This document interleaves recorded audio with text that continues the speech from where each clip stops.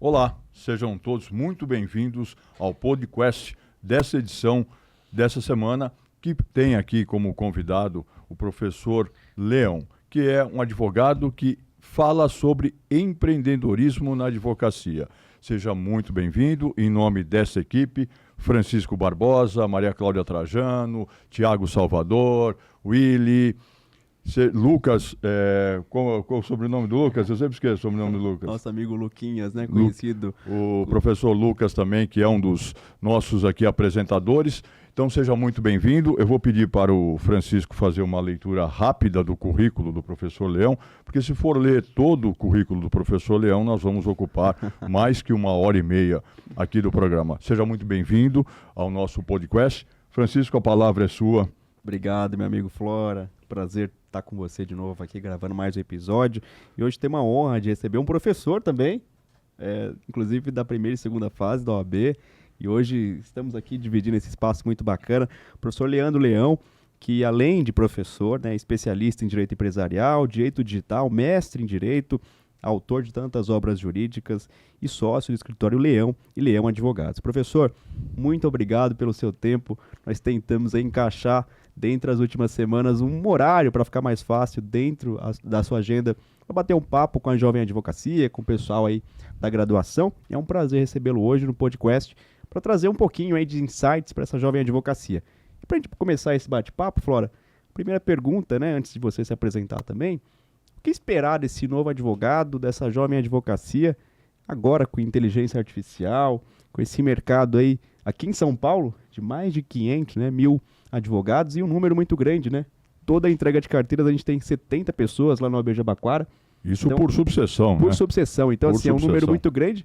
E aquele velho dilema, né? Poxa, a advocacia tá sucateada, a advocacia tá saturada. O que trazer para essa jovem advocacia para se diferenciar como profissional? E, claro, aproveito também para que o senhor faça a sua introdução, convide aí os acadêmicos, advogados, para conhecerem um pouquinho melhor o seu trabalho, né? Que hoje, além de professor, é mentor também da advocacia, da Jovem Advocacia, e vai trazer alguns insights para a gente bater um papo hoje.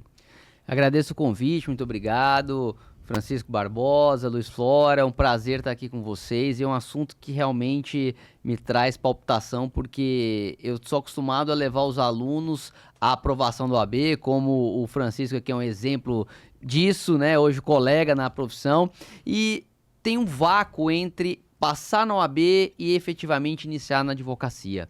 Há uma dificuldade do jovem advogado de se adaptar ao mercado. Então, o que eu falo pro advogado é o seguinte: você precisa enxergar que a profissão hoje, ela mudou. O advogado de antigamente não é mais o advogado de hoje. E explico. Antigamente, o advogado ele era visto como um mero técnico resolvedor de problemas junto ao Poder Judiciário. Então, era aquele que defendia os interesses do cliente perante o Estado, o juiz, e pronto, acabou. Hoje, o advogado ele assumiu um papel muito importante na sociedade, na economia, no qual ele é um verdadeiro estrategista de negócios. Então, o advogado ele se tornou essencial para aqueles clientes que são empreendedores, que precisam dar um passo além e seguro, trazer aí toda uma abordagem jurídica administrativa, jurídica financeira, jurídica contábil. Então, o advogado ele precisa ter algumas outras habilidades que não só o direito. Ele precisa agora estar inserido num novo mercado que hoje se exige. Legal. Professor, pode falar um pouquinho, Flora? Só ia comentar aqui essa ideia do novo advogado e dessas habilidades é muito importante, porque a jovem advocacia sai muitas vezes da graduação sem saber efetivamente, né, como atuar, e especialmente hoje como fazer uma audiência, como fazer uma sustentação oral. E o professor, que é mentor também, provavelmente aborda isso no curso. E aí a ideia que a gente queria trazer para esse bate-papo, pessoal, era exatamente alguns insights de como esse jovem advogado pode se colocar no mercado. E aí, professor, antes de passar a palavra para o professor Flora, qual que seria aquela dica inicial para aquele advogado que está começando agora o nosso famoso 6º ano e tem dúvida, né? Poxa, vou abrir um escritório, vou empreender, vou trabalhar para escritório ou de repente vou fazer o que geralmente alguns colegas fazem, que é para aquele escritório de massificado, né? que é aquele modelão que faz uma petição e tem o setor do recurso, o setor da petição inicial, o setor da defesa. Qual que seria a sua dica principal para esse jovem advogado? Na verdade, eu não gosto de falar dica, porque dica eu acho que torna pobre um ensinamento muito precioso. Então, eu Perfeito. gosto de falar lição. A lição que eu trago para esse advogado é o seguinte: primeiro, analisa os seus anos de acadêmicos. Você teve muito ou pouco contato dentro do escritório de advocacia? Eu tive muito contato. Então, você já tem uma base muito boa para, de repente, iniciar o teu próprio escritório. Porque eu falo que nós não somos advogados, nós somos um negócio. A gente precisa enxergar o advogado hoje como sendo um negócio. E ele já pode abrir o seu escritório, não necessariamente no local físico, porque hoje, com o digital, você pode advogar de qualquer lugar, inclusive de dentro do teu quarto. Basta que você não mostre a bagunça que está atrás de você numa reunião que vai ser feita virtual. Então, hoje é plenamente possível. Lá no meu escritório, por exemplo, eu tenho 2 frentes de atuação: segundo e terceiro setor. No segundo setor, a gente trabalha muito com questões estratégicas negociais, contratos, imobiliário, holding, enfim. E o terceiro setor voltados para igrejas e associações. Depois a gente conversa um pouquinho mais sobre isso. Esta área do terceiro setor é 100% digital. Que bacana. Então, eu tenho um escritório físico, porém, estas 2 áreas específicas, a atuação é 100% digital. Então, não precisava ter um escritório físico para atuar. E hoje representa aí 60% a 70% do meu faturamento. Que legal, né? Olha isso. E se você é um acadêmico que acabou de passar na prova do OAB, não teve contato ainda com escritório de advocacia, porque por questões financeiras teve que trabalhar em outro ramo para conseguir custear a sua faculdade, a minha orientação é que você primeiro pegue uma experiência em algum escritório já consolidado. Legal. Então, tente pegar um full service aí que vai trabalhar bastante. A gente sabe que hoje realmente tem muitos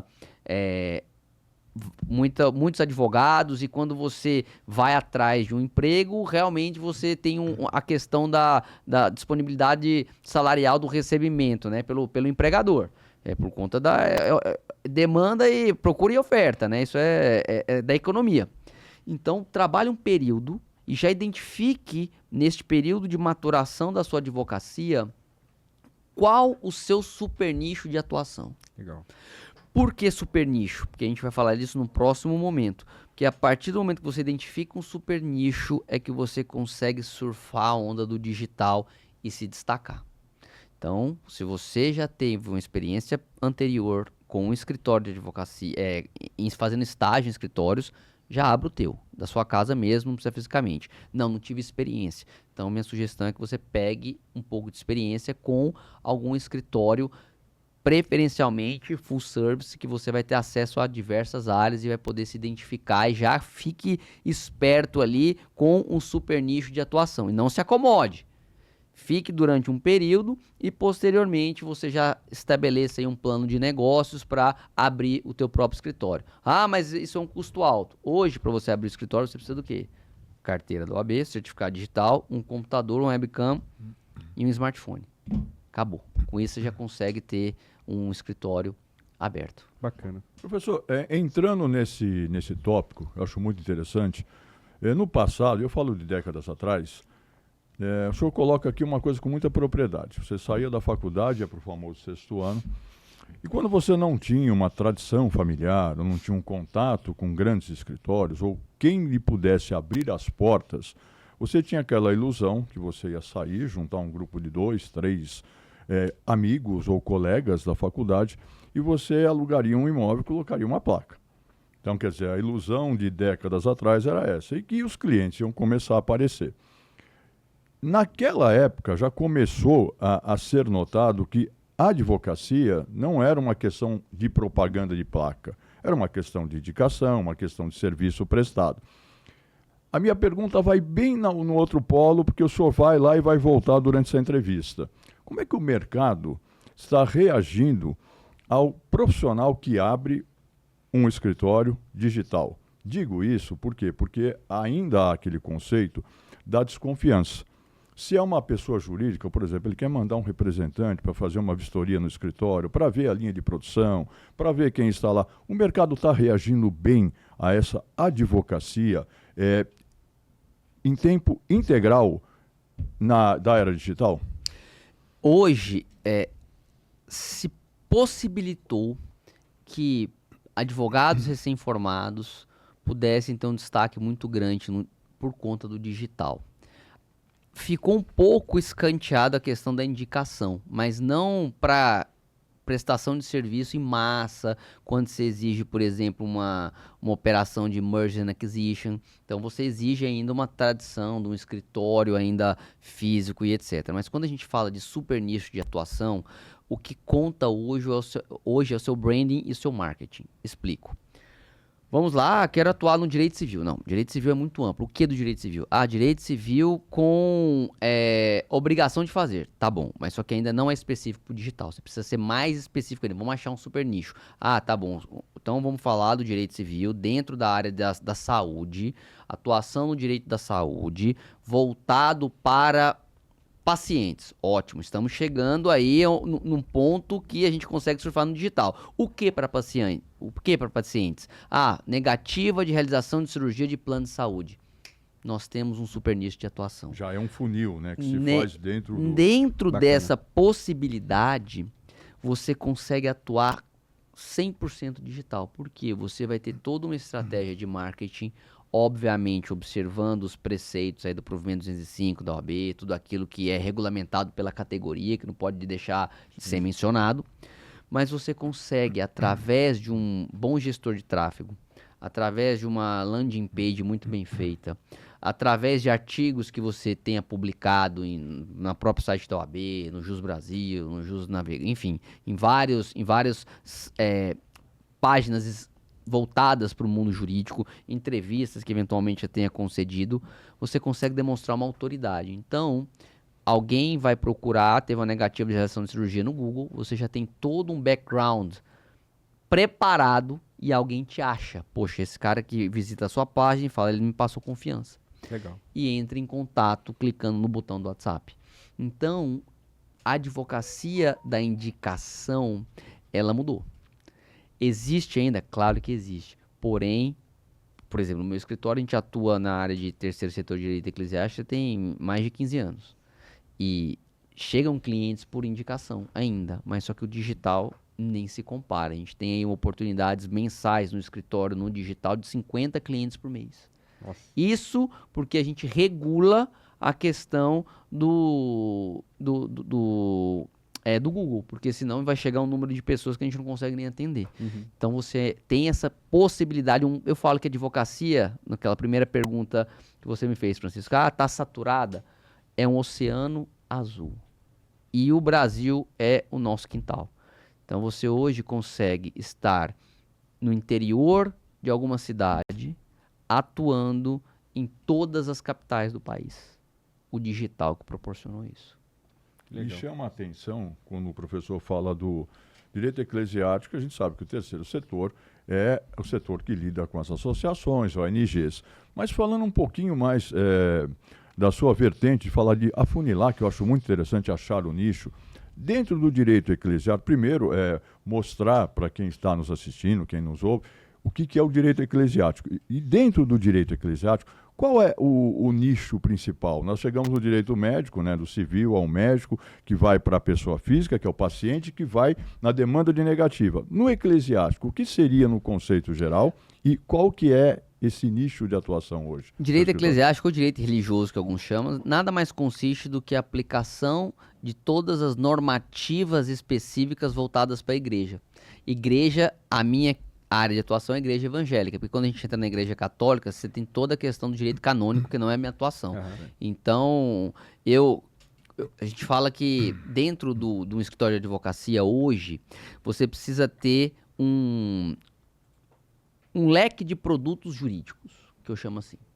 E sempre ter um produto jurídico de entrada. Então, você que está assistindo esse podcast, está tendo lições aqui importantíssimas que eu inclusive ensino nas minhas mentorias. Então, você vai ter um produto de entrada. No meu caso, dentro do direito eclesiástico, é a constituição da igreja.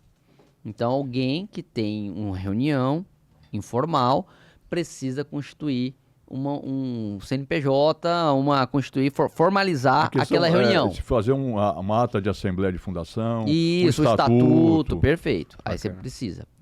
E aí nós vamos e tem todo um trabalho de marketing em cima disso. Constituímos a igreja. Aí, hoje, dentro do que a gente fala que a gente tem que ter multi-habilidades fora do direito, existe uma palavrinha chamada LTV, que é Lifetime Value. É o tempo de vida do teu cliente dentro do seu escritório que ele está gastando. Então, a partir do momento que eu constituo a igreja, eu coloco o meu cliente dentro de uma esteira de produtos jurídicos. Agora eu tenho a possibilidade de te oferecer aqui o registro da marca. Por quê? Eu educo o cliente a importância de ter a sua marca da sua igreja registrada. Olha, agora a gente tem um regulamento interno que você deve constituir da tua igreja. Eu tenho aqui também a possibilidade de te prestar uma assessoria mensal, porque existem inúmeras questões a serem observadas dentro de uma igreja. A gente tem várias decisões aí como exemplo de pagamentos de indenização. Sim. Por conta de às vezes tem algum tipo de procedimento durante o culto que cause constrangimento. Vínculo de emprego também, né? Tem vínculo empregatício, que você precisa ter todo um regramento voltado para voluntários. Sim. Então, a gente tem essa esteira de produtos jurídicos dentro do escritório. Hoje, você está no 6º ano, primeiro ano da advocacia. Tenta identificar um super nicho. Depois que você identificou esse super nicho, você vai conseguir captar clientes e identificar onde mais eu posso atender esse cliente. É uma das vertentes do digital é essa. Porque o mais complicado hoje é você conseguir pegar o cliente. Depois que você conseguiu conquistar o cliente, aí você precisa mantê-lo dentro da sua base. Como que você vai mantê-lo dentro da sua base? Oferecendo outros produtos. Então, por exemplo, você tem aí eu vou trabalhar com direito, vamos continuar nesse exemplo, direito de saúde, realização de um procedimento cirúrgico, a pessoa que tem um tratamento de câncer. Então, ela chegou no escritório por isso. Não é minha área de atuação, mas eu já estou dando uma sugestão para quem está nos assistindo aí. Bom, dependendo da doença, se ela for registrada ou não, tem possibilidade de benefícios do INSS. Então, além de resguardar os direitos em relação àquele procedimento cirúrgico, você também demonstra para ela, dentro desse LTV, da sua esteira de produtos, que ela tem direito a recebimento de alguns valores junto ao INSS. O que estaria ampliando até o leque para uma área previdenciária. Isso. Que você consegue absorver dentro do próprio cliente. Ou faz você ou faz um parceiro. Sim. Dependendo da doença, precisa de alguém para auxiliar. Você entra também com auxílio de quem é o acompanhante daquela pessoa. Benefícios tributários, dependendo da doença. Você pode aí ter algum benefício em relação a um veículo automotor. A questão do IPVA, do PCD, então, você entra até numa esfera administrativa específica da área de trânsito, né? Que é do veículo automotor preparado com isenção. Perfeito. Então, por conta de um produto que você oferece, super nichado, você vai identificar quais são os outros produtos jurídicos que você pode atender aquele seu cliente. Me permita só uma comparação. Eu faço essa comparação por analogia sempre, né? Até o professor coloca muito da medicina, eu faço sempre por analogia na medicina, mas agora eu vou fazer. O cliente, então, às vezes ele é no bom sentido, é claro, não um barril de petróleo. Ele é aquele produto que dá para explorar subprodutos derivados daquele barril. Então, o senhor colocou muito bem aqui, ele chega com uma questão médica, mas vai para o previdenciário. Quando o senhor falou de eclesiástico, eu gostei, quando você fez a intervenção, que era para falar da questão trabalhista, do voluntariado. Quer dizer, envolve ramos do direito que muitas vezes a pessoa acha que não, mas eu não estou fazendo trabalhista, não, mas você vai ter que explicar a questão trabalhista dentro desse seu nicho. É por isso que também, quando o acadêmico ele forma e ele vai começar a advogar, eu falo que num primeiro momento você precisa atuar em todas as áreas possíveis e imagináveis, é aquilo que gera honorários. Por quê? Porque você vai precisar. Então, vou atuar no direito eclesiástico, eu preciso do direito civil, do direito previdenciário, do direito trabalhista, do direito criminal, que envolve a questão da perturbação de culto. Então, você tem uma série de ramos do direito interligados.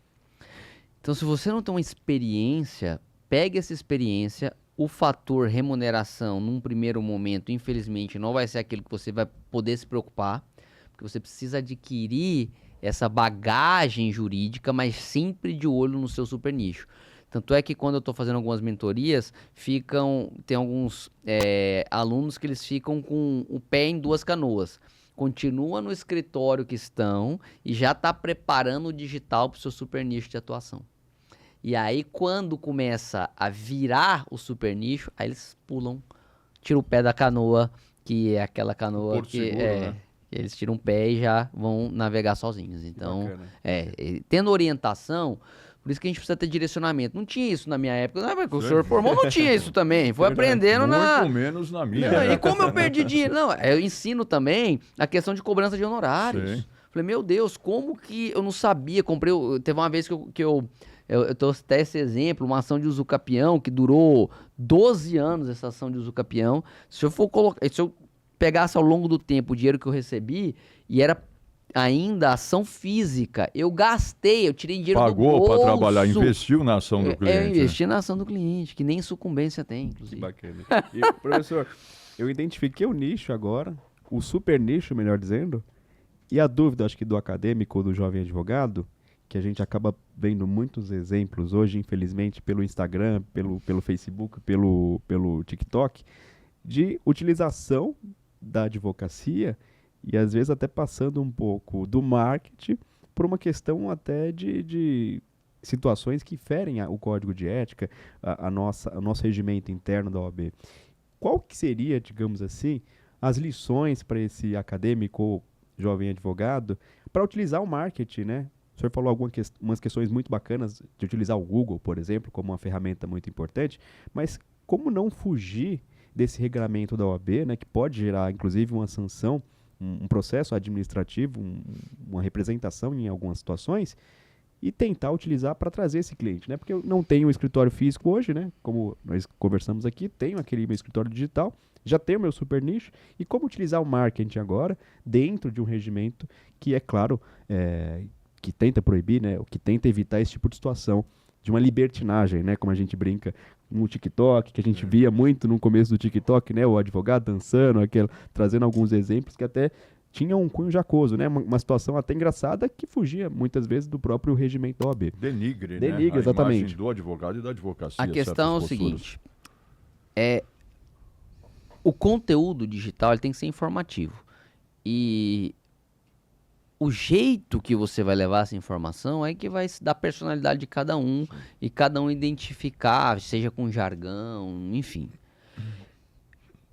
Você precisa identificar primeiramente onde está o teu público. Então, o seu super nicho de atuação. Meu super nicho de atuação vai envolver direito previdenciário voltado para aposentadoria de professores da área pública por tempo de serviço. Você precisa fazer um levantamento. Onde está é mais efetivo? O Google ou uma rede social? Esse é um perfil de público que está onde, se for falando de rede social? No Facebook. Facebook, Está no Facebook. Então você vai ter que fazer uma campanha voltar chegar até esse público informações que despertem a tua lead, né, o seu prospect, seu pretenso cliente a te procurar, seja uma informação em relação ao benefício que ele tem e não sabe, e você vai trabalhando com isso. A minha área é voltada para pessoas que tiveram problemas com atraso de voo. Esse público está onde? No Instagram. Qual a faixa etária de idade? E aí você começa a fazer o marketing informativo de direitos em relação a isso, para que chegue esse conteúdo até essa pessoa. Então, a estratégia vai levar muito em consideração o super nicho de atuação escolhido. É isso. E a comunicação sempre com viés informativo. É o que a OAB permite. E aí o jeitão é de cada um. Aí o jeitão é de que tem advogados que tem 2, 3 milhões de seguidores. Sim. E que tem um tom informativo, dá exemplos, né? Enfim, tem a sua própria linguagem que atrai um público muito grande. E aí, também tem que tomar cuidado que às vezes o número de seguidores não significa em conversão de clientes, tá? Sim. Então tem muito profissional que é bom para fazer videozinho, mas só que na hora de advogar mesmo não consegue. Aí tudo bem, aí às vezes trabalha com parceria, enfim, vai da habilidade de cada um. Tem uns que são muito bons com a câmera, com o microfone, aí tem outros parceiros que podem atuar ali no background para fazer toda a parte jurídica mesmo. Aí vai do perfil de cada profissional. Bacana. Nas mentorias que o senhor faz, professor, é comum os alunos ou os profissionais lhe questionarem sobre essa vertente das redes sociais? Por que a gente vê, eu particularmente fico muito preocupado com a imagem da advocacia, quando na rede social aparece, eu não sei se é bom advogado ou não, porque eu não estou ali para julgar, nem conheço o trabalho, mas aquele profissional que fala assim, ele não fala especificamente do nicho, como o senhor está falando, ele não fala de ramo de atuação, mas ele anda com o Porsche, com a Ferrari, dizendo assim, olha, eu trabalho no meu carro, então depois que eu parei de atender pessoas no meu escritório, eu ganho não sei quanto, eu vivo em Miami, eu vivo em Orlando, eu vivo em Nova York, mas ele não especifica. Então, na minha concepção, que é uma concepção que se adapta aos novos tempos, mas vem com uma tradicionalidade, com uma tradição, me preocupa muito se o foco de quem está se formando é deturpar essa questão tão séria, como o senhor coloca, que é do advogado empreendedor. O empreendedor no direito, não é empreendedor de enriquecimento de vida social. Porque isso me preocupa muito. Às vezes eu vejo na rede social, chega para o senhor esse tipo de questionamento, esse tipo de demanda, de dúvida, porque a gente sai da faculdade, o acadêmico sai da faculdade, na cabeça com aquele mentalidade tradicional ainda. O advogado, ele é doutor, ele tem que ter um status tal. Então, às vezes, isso pode fazer com que ele, na profissão, se inicie de maneira errada. Eu estou falando alguma coisa muito fora ou isso acontece na realidade? Eu acho que tem os dois lados da moeda. Existem advogados que realmente eles estão vendendo cursos e têm um sucesso no seu escritório. Eu conheço alguns que são dessa forma, mas tem outros que vendem fumaça. E aí, quando você pede para ver, uma das coisas que eu faço olha, se o advogado está te prometendo ganhar rios de dinheiro por conta de determinado nicho que ele atua, que ele é um expert em determinada área, se for judicial é muito fácil de descobrir. Sim. Vai no Google, coloca o nome dele entre aspas e coloca Jus Brasil na frente. Aí você vai ver a quantidade de ações que esse cara tem. Então, Verdade. E aí você vê se realmente ele atua ou só vende curso. Né? É uma verificação. E vender curso Hoje o pessoal tá mais criterioso com isso. Na pandemia, era uma febre. Porque todo mundo em casa, então teve muita gente que ganhou vendendo fumaça. Essa é a grande realidade. Sim. Mas para se verificar hoje se realmente um dito expert é realmente um bom advogado, tem a sua atuação, tem o resultado que ele diz ter na advocacia e não vendendo curso, a gente tem aí ferramentas gratuitas, o Google é uma delas, para identificar se realmente esse cara tem muita ação ajuizada mesmo, se ele tá vendendo, eu tenho X mil ações, e aí dá uma procurada. A gente consegue ir atrás, seja investigativo naquilo que você quer investir. Esse é o grande segredo do sucesso, para não cair. Você é advogado, não vai cair em falácias, né, na internet. Em golpe, né? Não. Gente, você está pesquisando o seu investimento, né, Flora, professor Leão? É o dinheiro que você está colocando ali por um curso que, em tese, vai te trazer algum benefício. E é muito comum a gente ver aqueles anúncios, né? 1 milhão em um mês, né? 3, 4 dígitos daqui a 2 semanas, e você sabe, muitas Trabalhando vezes... pouco ainda. Trabalhando pouco, né? Pessoal, olha, meu segredo do sucesso, 1 milhão que eu consegui em um ano, né? Então, assim, são situações realmente que, como o professor Leão falou, geram alguma dúvida, né? Por que não? Você é advogado, você tem que ter esse trabalho, né, de pesquisar, até porque isso vai acontecer também na sua advocacia, né? E eu sempre falo que a gente precisa olhar pro nosso jardim, porque alguns gostam sempre de fazer com que olhar para o jardim do vizinho e identificar uma grama mais verde que a nossa, né? Sim. Então a gente precisa nos situarmos no exato tempo da nossa carreira. Tudo tem um tempo. Eu gosto de dar um exemplo do Walt Disney. O Walt Disney, ele teve 305 nãos antes de criar o império que ele criou. Ele já chegou a quebrar a empresa. Ele foi demitido do jornal Kansas City por falta de imaginação. O cara que criou o Mickey por falta de imaginação. Foi demitido. Então não vai ser na primeira tentativa que você vai ter sucesso. E as derrotas, elas nos fazem crescer. Por isso que hoje eu acho que é importante ter uma mentoria. Porque na mentoria, o que vai acontecer? O mentor vai te mostrar aquilo que não dá certo. Sim. Ó, vou te mostrar isso aqui dá certo, eu sei por quê, porque eu já fiz isso daqui. Se você for por esse caminho, isso não vai dar certo. Isso não vai dar certo. O senhor tem filhos? Sim. Também já tem filho, não? Tem. Então, a gente tem filho, a gente sabe como é difícil educar. Sim. E muitas vezes a criança precisa aprender na marra. O meu filho tá passando por um processo, eu não posso revelar ainda dos times, mas de peneira, tem avaliação num grande time aqui da capital, jogando bola. E ele tinha um teste no dia, eu falei pra ele, ó, você tá proibido de jogar futebol na escola, já tá bom? Tá bom. Aí ele foi e, no intervalo, jogou no futebol, bateu a cabeça com outro coleguinha, a professora ligou pra gente. E ele tinha uma avaliação em uma grande equipe aqui em São Paulo.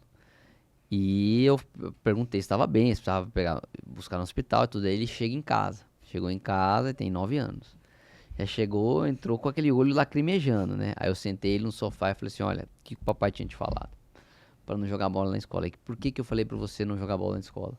Porque senão poderia machucar. Aí eu falei, você tava onde? No gol. Eu falei, você não joga no gol e você tava no gol porque queria brincar. E olha só o que aconteceu. Imagina se fosse algo sério. A sua oportunidade que a gente tanto lutou pra ter, não ia acontecer. Graças a Deus, não foi nada, foi uma batida de cabeça, mas que você já tá bem, etc. Conseguimos aí levá-lo para fazer a avaliação. Mas ele teve que aprender um aviso, né, professor? Foi um aviso, foi aquele alerta que o senhor estava falando, do que não deve fazer e ensinar que pode dar errado. Que pode, perfeito. E aí, o que eu falei para ele? Falei assim, ó, aí já acabou, tá em férias, né?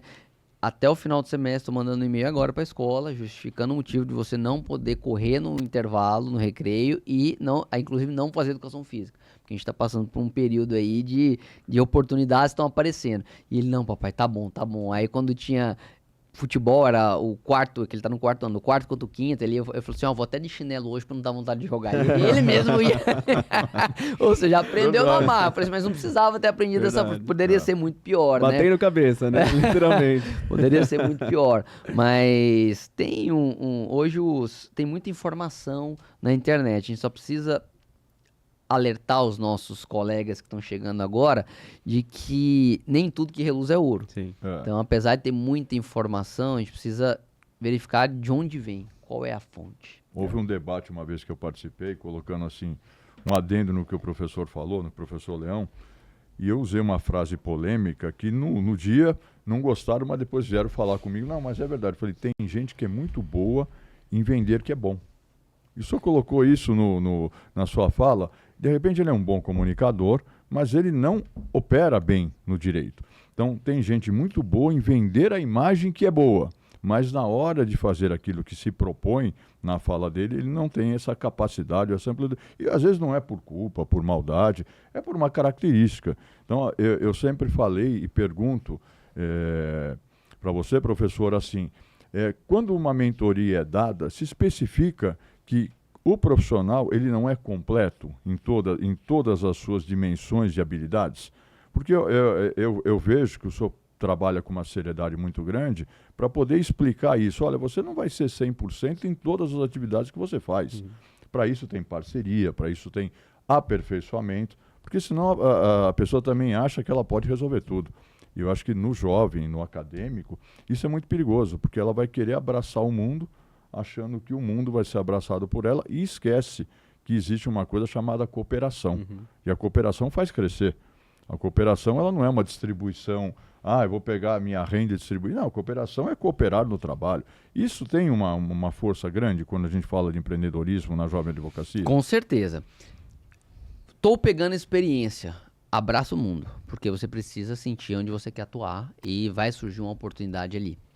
Tem alguns mentorados que quando chegam trabalharam muitos anos em determinado ramo e eles não enxergam que ali tem uma possibilidade de negócio muito boa e a gente começa a desenvolver um produto jurídico que ele atue ali e começa a escalar de forma absurda. A definição, para mim, melhor definição que tem de foco é saber dizer não a tudo aquilo que te atrapalha do objetivo final. Então, se você tem um alvo, então, que estágio você está da tua profissão? Eu estou no estágio de ter experiência, colher informações, tá bom, então você está abraçando o mundo. Isso é um período, tá? Porque senão você não vai ser bom em nada. Não, já defini o que eu quero fazer. Aí você começa a ter foco. Quando você começa a ter foco, vão chegar até você propostas, inclusive que podem ser muito boas financeiramente, mas só que vai te tirar do foco. Aí eu dou um exemplo de um cliente que eu tenho no escritório, ele trabalha com software, desenvolvedor de software e tudo. Só que ele tem um nicho muito específico de atuação. Aí chegou uma proposta que financeiramente parecia muito boa para ele e ele abraçou. Só que no final do projeto de 2 anos, acabou que ele tirou dinheiro do bolso. Porque era algo que ele não estava acostumado. Era o inventário lá atrás. Era algo que ele não estava acostumado. E eu falei, se você continuasse no foco... E deixou para trás aquilo que ele já estava acostumado. Então não era muito mais fácil você ter pego alguém que atue nessa área e você ter feito uma parceria, assim como um advogado. Surgiu quando surge uma questão, por exemplo, criminal, envolvendo algum presidente de igreja, por exemplo. Eu não vou atuar. Eu pego parceiros que vão atuar naquele caso específico. Eu não atuo. Chega com alguma questão de aposentadoria para pastor, requerimento previdenciário de pastor, tem algum problema junto ao INSS. Eu não atuo, eu tenho noção. Por isso que o advogado, o empreendedor, ele precisa ter uma noção básica de tudo aquilo que ele vai atuar. Sim. Mas quando começa a especificar, traz um profissional que seja habilitado para aquilo. Mais do que nunca, hoje o advogado, ele é tratado como médico especialista. Sim. Você não vai fazer uma cirurgia na sua cabeça com um ortopedista. Sim.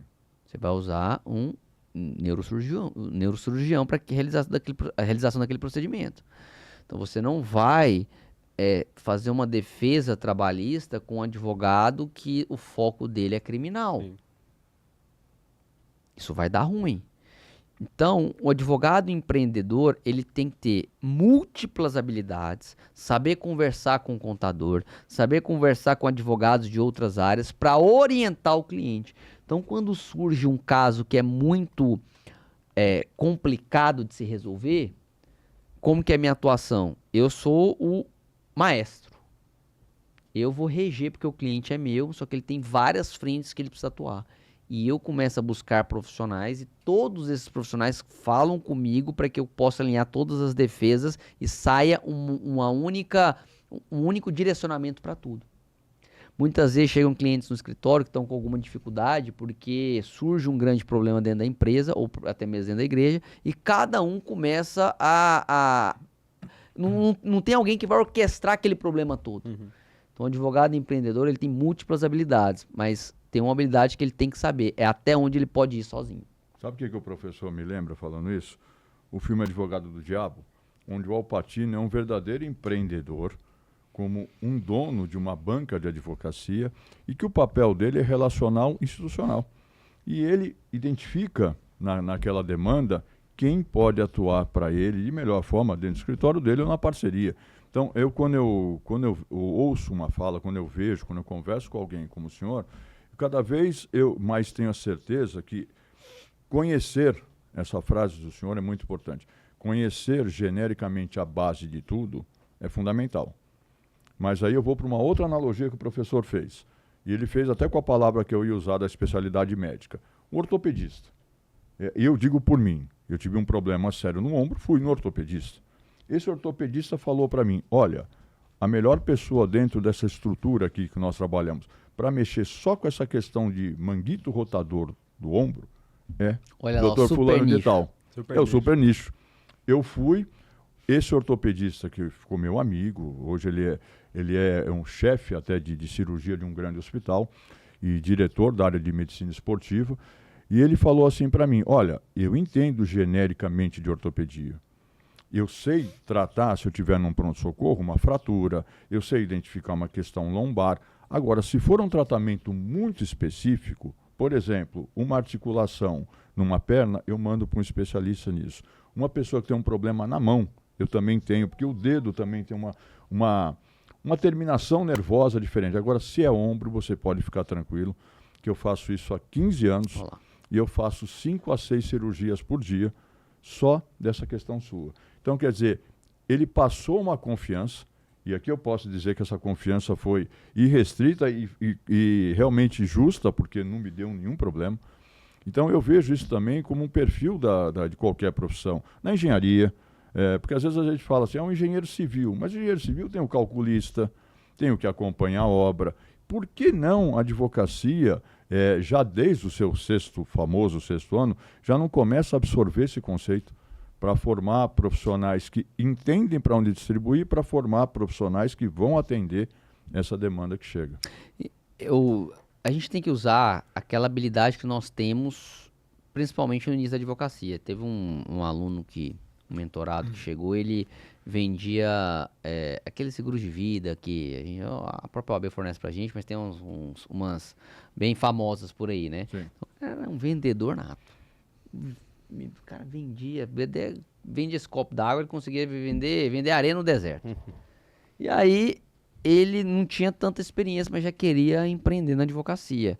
Então, eu montei uma estratégia para ele. Aí nós identificamos um super nicho. Ele fez parceria com um advogado. O papel dele qual que era? Era só atender. Ele só atendia no digital. Não sabia fazer uma petição inicial. Só que ele passava para quem? Operacional, né? O operacional. Então a função, ele entendeu do negócio, entendeu daquele super nicho, estudou. Só que aí ele tinha um sócio que começou a fazer a parte operacional, que tinha experiência. Então ele usou a habilidade dele para vender. Hoje, qual que é o grande problema? O advogado, ele sai da faculdade, infelizmente, não sabendo aquilo que vai sustentar a ele e a família dele, que é vender. Perfeito. A venda é uma habilidade que todos os profissionais liberais devem ter. Ah, mas eu trabalho também, registrado, eu trabalho no escritório, você é um vendedor, porque você vende um pacote de horas do seu tempo em troca de um valor no começo ou no final de cada mês. Então a gente precisa desenvolver essas habilidades. Então precisa estudar sobre vendas, precisa estudar sobre gestão financeira, gestão de pessoas. Tudo isso envolve o empreendedorismo na advocacia. Além do digital, além do marketing, além do branding, né? Você precisa ter uma paleta de cor específica sua, que vai atender as suas redes sociais, o seu escritório, que seja algo harmônico. Então você precisa ter essas habilidades aí que elas gravitam em torno da profissão. A parte técnica é o que o cliente, ele espera que você tenha. É o básico, né? É o básico. Só que, olha o que o professor Flora falou. Faço operações de ombro de manguito rotator há 15 anos. Quando ele recebeu essa informação, o que aconteceu? Falei, quer me Quer operar agora? quando? Amanhã? É isso. Esse é o isso. cara, né? Isso é o quê? É autoridade.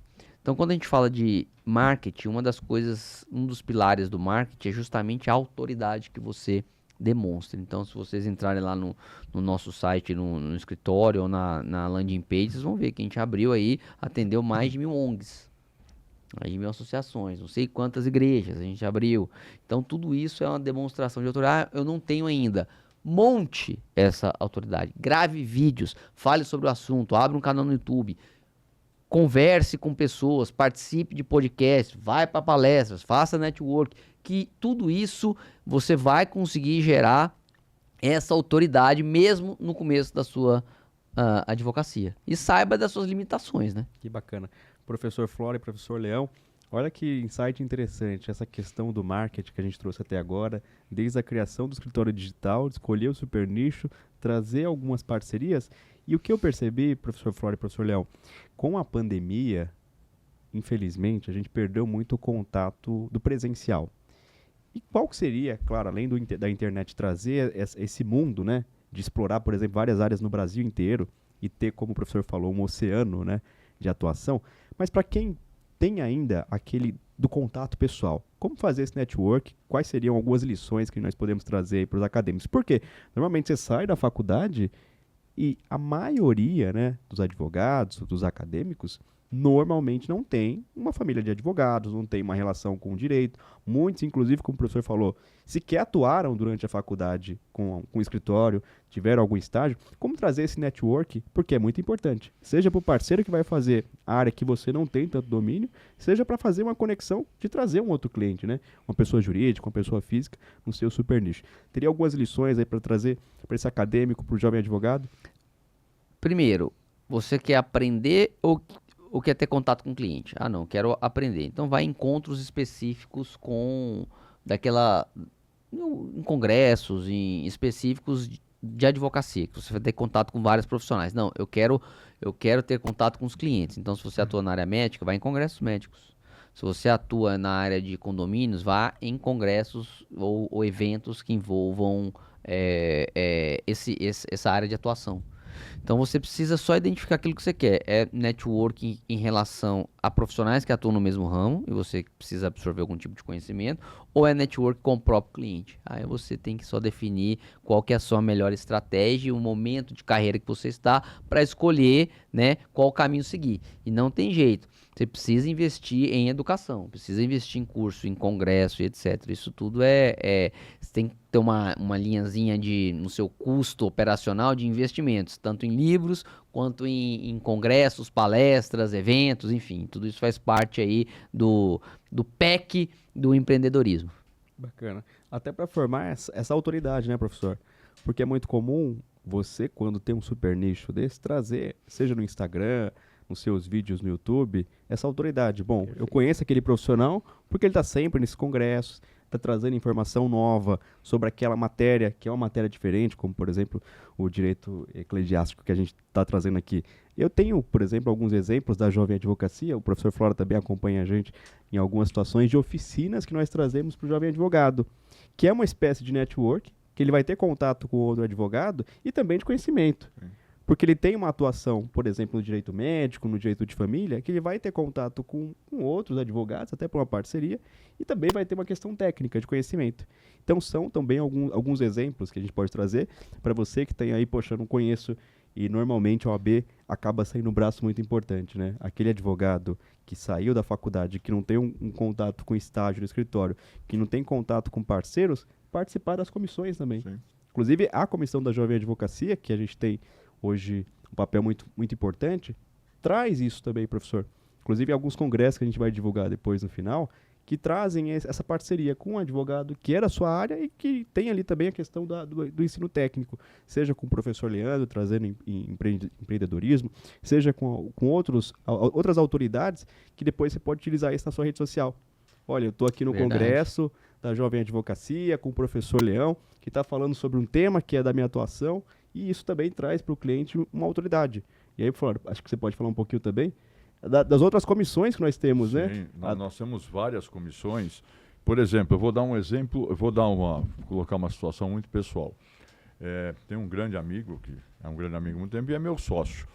E ele trabalhava um catedrático em termos de seguradoras, por mais de 2 décadas e meia só em seguradora.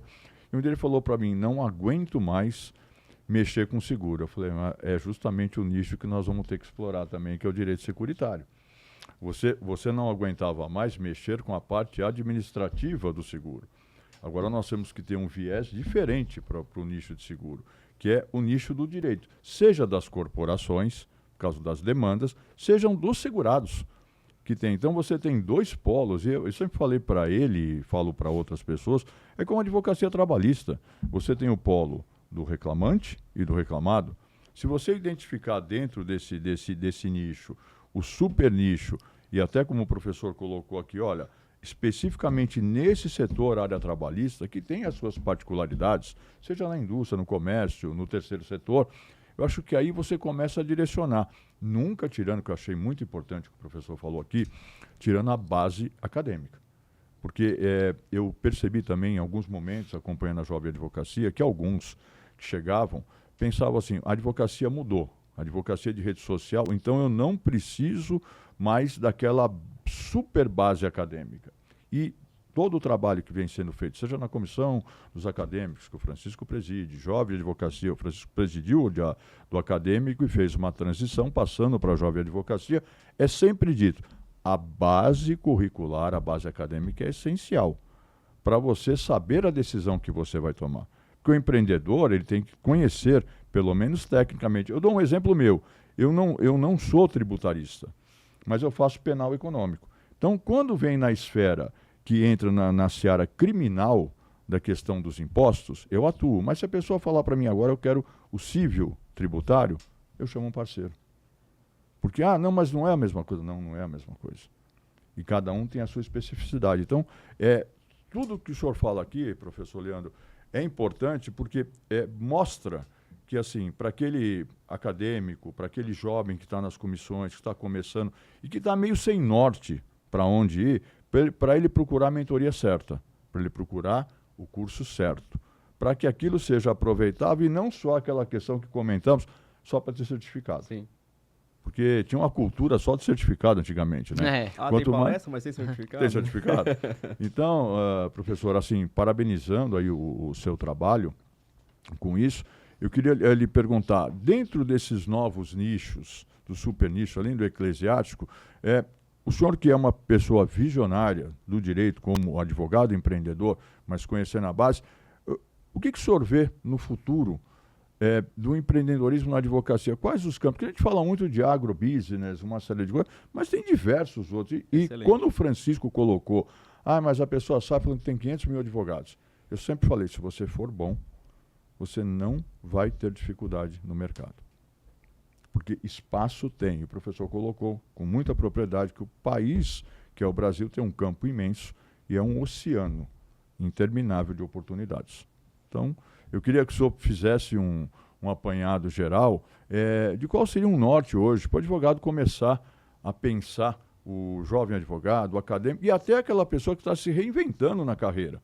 Que eu acho muito importante não falar só da jovem advocacia, porque o jovem advogado pode ter a minha idade. Perfeito. Nós demos cursos para pessoas que estavam fazendo o curso de direito, terminando, e que eram médicos. Então agora eu quero trabalhar no direito. Eu acho muito essa reinserção, essa reinvenção de carreira muito salutar. O senhor também atua, tem esse segmento junto com as suas metas, seus objetivos dentro do seu projeto? Tem. Eu tenho falado bastante também sobre... eu fiz até um treinamento específico para advogados sobre inteligência artificial. Nossa, que bacana. Eu tenho um treinamento que chama Treinamento Advocacia, o IA de inteligência artificial no final. E eu tenho dito que a inteligência artificial, ela não vai substituir o profissional, mas ela vai substituir aqueles profissionais que não sabem operá-la. Isso é uma grande realidade.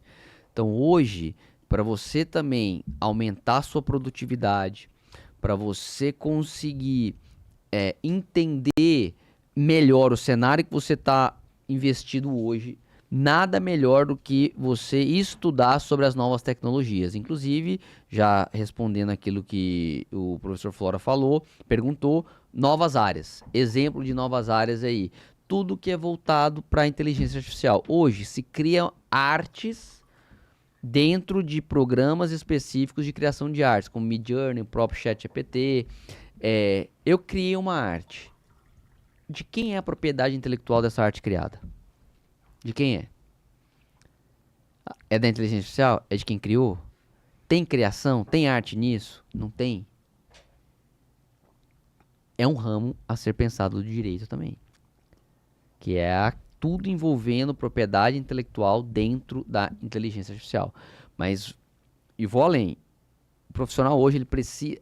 Aí com a inteligência artificial, aquele profissional que sabe operá-la, principalmente vocês estão chegando agora, é a possibilidade que você tem de nivelar com os grandes escritórios. Quando eu vou fazer vou dar um exemplo de utilização inteligente da inteligência artificial, uma boa utilização. Você vai fazer uma petição inicial, qualquer tipo de ação. Você faz a petição inicial, desenvolve e tal. Aí o que eu faço? Eu jogo essa petição inicial dentro do inteligência artificial e pergunto para ela assim, olha, analise e atue como advogado da parte contrária. e me indique todos os pontos fracos dessa tese e o que você alegaria de forma contrária à tese aqui defendida. Aí, vem tudo. Aí, o que a gente tem que fazer? Pegar aquela informação, porque você consegue fazer isso. Eu fazia isso. O senhor devia fazer isso antigamente também.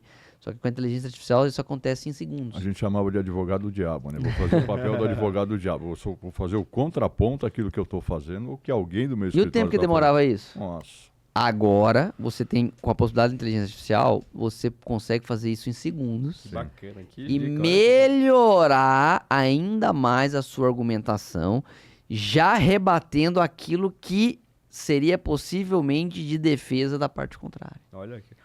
Esse vale corte, hein, pessoal? Esse vale corte, hein?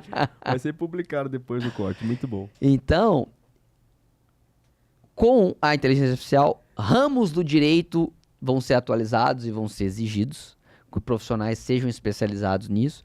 E também o profissional da advocacia hoje precisa estar ombreando, andando lado a lado com a inteligência artificial. Senão ele vai ser substituído por outro profissional que saiba operar. habilidade, né? Que tenha E é habilidade. importante quando o professor coloca, não vai ser substituído por uma máquina. Vai ser substituído com quem consegue operar essa máquina para que traga resultados. Então, isso para mim é um slogan que eu uso no escritório, mas é uma advocacia estratégica. É uma estratégia de você advogar.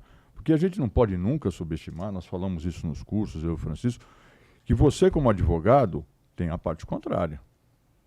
Você não pode subestimar que tudo que você colocou será acatado para o juiz sem nenhum contraponto, sem nenhuma contestação.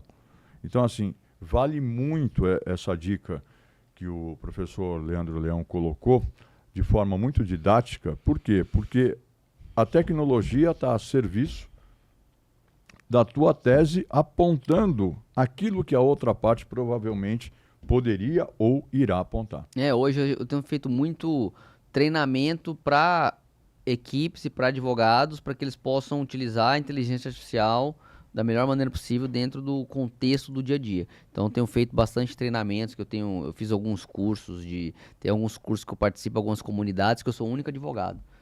No começo eu não entendia nada que o pessoal falava, eu fui atrás, comecei a estudar, e aí eu me ambientei nesse mundo. Inclusive eu tenho até alguns clientes que atuam com isso, que me ajudou nessa captação, mas eu queria era aprender, ver uma outra visão. Então, muitas dessas comunidades que eu participo, até uns 3, 4 meses atrás, eu era o único advogado. Aí hoje o pessoal começou a entender a importância, buscar conhecimento e tem participado.